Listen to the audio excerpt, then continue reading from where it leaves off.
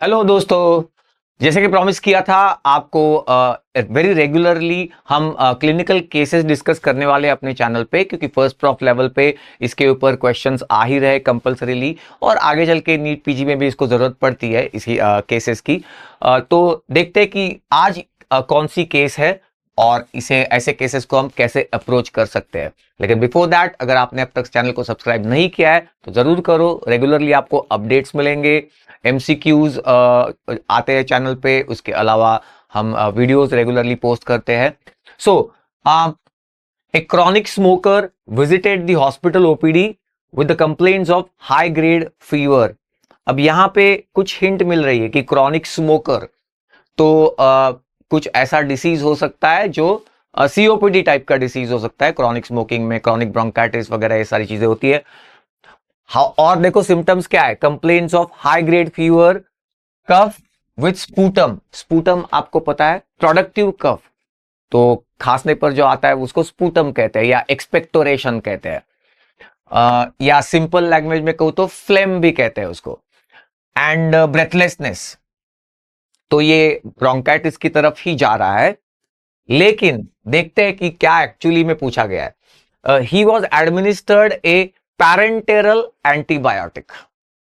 तो सबसे पहली बात, व्हाट इज पैरेंटेरल?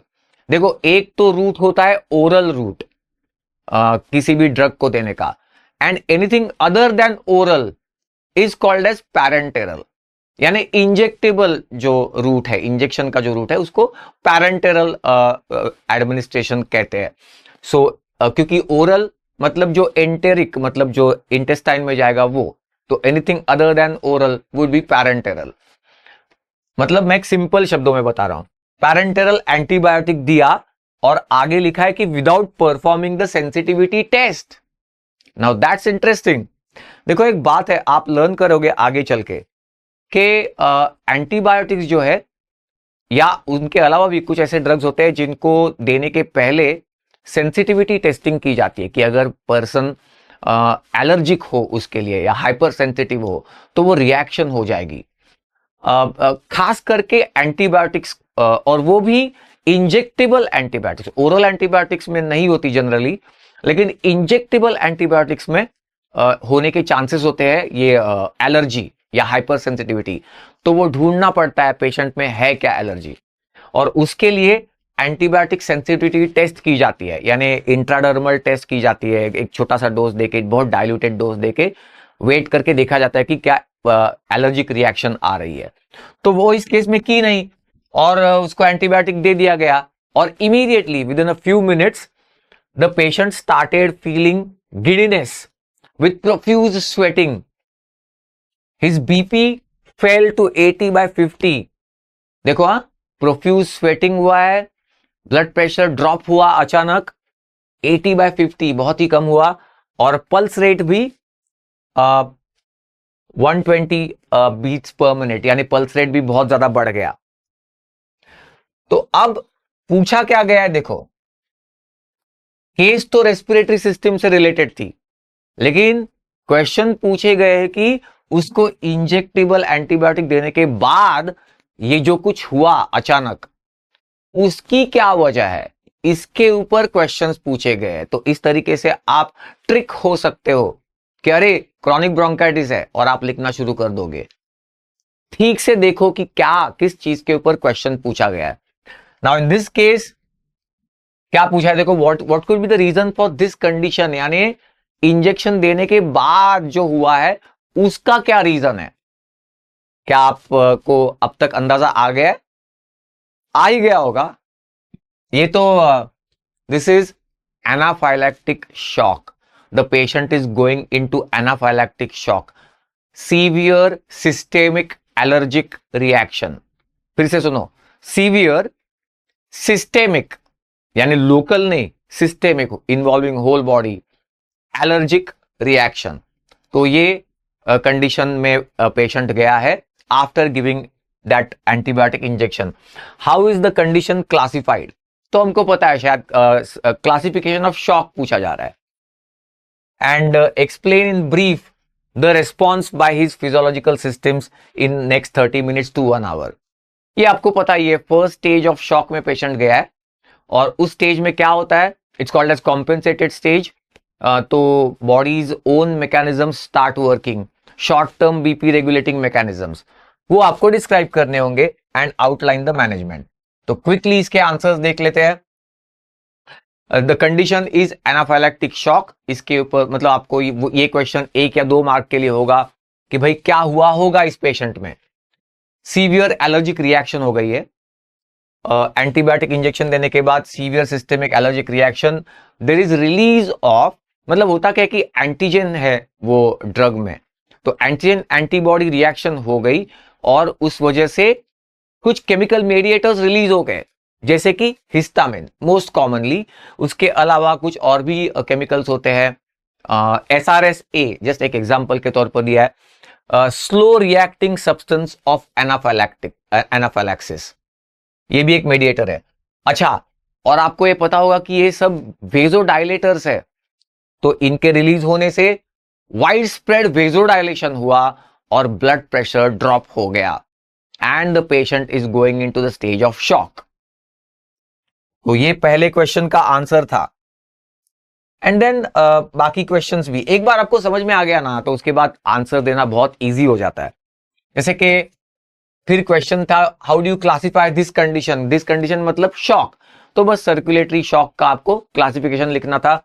कार्डियोनिक शॉक, और एक एक दो एग्जांपल्स देते जाओ, हार्ट फेलियर या मायोकार्डियल इंफार्क्शन, इसमें हो सकता है कार्डियोजेनिक शॉक। और उसके पहले शॉक की डेफिनेशन भी आप लिख सकते हो, पूछते हैं कई बार कि hypoperfusion of the tissues and organs and that is due to the decreased cardiac output and decreased blood pressure। तो cardiac output और blood pressure के कम होने की वजह से blood perfusion जो है टिश्यूज ऑर्गन्स को वो कम हो जाता है और उनका फंक्शनिंग डिप्रेस हो जाता है, that is called as shock। Cardiogenic shock, उसके बाद hypovolaemic shock, diarrhoea, vomiting, excessive fluid loss की वजह से होने वाला हाइपोवॉल्यूमिक, या फिर उसी का एक सब टाइप आप कह सकते हो हेमरेजिक शॉक, यानी ब्लड लॉस होने की वजह से। फिर एनाफाइलैक्टिक शॉक, अभी हम जो केस कंडीशन देख रहे हैं वो, neurogenic shock and septic shock. तो दिस इज द क्लासिफिकेशन, एक दो लाइन इसके ऊपर लिखना है। मेन जो मार्क्स आपको अलॉट रहेंगे वो इस क्वेश्चन के लिए रहेंगे, what will be the response bye homeostatic regulatory systems, यानी फर्स्ट स्टेज मतलब कि कॉम्पेंसेटेड स्टेज ऑफ शॉक, इसमें क्या क्या मैकेनिज्म्स एक्टिवेट होती है बॉडी में। तो आपको short term regulation of blood pressure लिखना है, लेट्स से 6 मार्क्स के लिए है, तो बस आपको ये मैकेनिज्म्स मेंशन करने हैं और क्विकली उनके बारे में लिखना है कि बैरोरिसेप्टर मैकेनिज्म, तो बैरोरिसेप्टर्स होते हैं, वेजोमोटर सेंटर होता है, ये सिग्नल्स भेजते हैं, फिर वेजोमोटर सेंटर में वेजो कॉन्स्ट्रिक्टर एरिया है, वो फायर करता है और ब्लड प्रेशर और कार्डियक आउटपुट ऊपर लाने की कोशिश करता है। Chemo receptor mechanism, CNS ischaemic response and थोड़ा और टाइम लगे तो एडीएच एंड थर्स्ट मैकेनिज्म। तो ये आपको 6 मार्क्स के लिए डिस्क्राइब करने होंगे। एंड फाइनली एक 2 मार्क्स के लिए होगा how do you manage this condition. तो मैनेजमेंट, नॉन ड्रग ट्रीटमेंट, जैसे कि हेड लो पोजीशन दे दो, क्योंकि उसका कार्डियक आउटपुट कम हुआ है ना, तो हेड लो देने से ब्लड विल मतलब venous return to the heart will increase, तो कार्डियक आउटपुट थोड़ा बढ़ जाएगा। ऑक्सीजन दे दो बाय नेजल कैन्युला या oral mask and IV fluids, या फिर प्लाज्मा एक्सपांडर्स भी आप दे सकते हो। और फिर ड्रग ट्रीटमेंट में ट्रीटमेंट ऑफ द कॉज, आपको पता ही है कि जो भी कॉज होगा जिसकी वजह से शॉक हुआ है, तो यहाँ पे यू कैन गिव एंटीहिस्टामिनिक्स, क्योंकि एक एलर्जिक रिएक्शन हुई है तो एंटीहिस्टामिनिक्स में वर्क। उसके अलावा ग्लूकोकॉर्टिकॉइड्स अक्सर काम कर जाते हैं, मतलब उनसे ब्लड प्रेशर बढ़ता है, उनकी एक परमिसिव एक्शन ऑन कैटेकोलामाइंस होती है, तो उनसे उसकी वजह से भी ब्लड प्रेशर बढ़ता है। और वेजोप्रेसर एजेंट्स भी अक्सर दिए जाते हैं शॉक की कंडीशन में, जैसे इंजेक्शन वेजोप्रेसिन हुआ, या एकदम ही as a last resort injection epinephrine भी दिया जाता है। तो ये ट्रीटमेंट है इस कंडीशन की। इस कंडीशन की मतलब पेशेंट जो लेके आया था कंडीशन वो नहीं, वो थी क्रॉनिक ब्रोंकाइटिस, लेकिन जो इंजेक्शन देने के बाद जो हुआ है उसे ट्रीट करना पड़ रहा है, और तो उस पूरी कंडीशन का हमने ब्यौरा लिया इस पर्टिकुलर क्लिनिकल केस में। हम रेगुलरली ऐसे केसेस डिस्कस करेंगे, तो चैनल को सब्सक्राइब करो और बेल आइकन को भी प्रेस करो।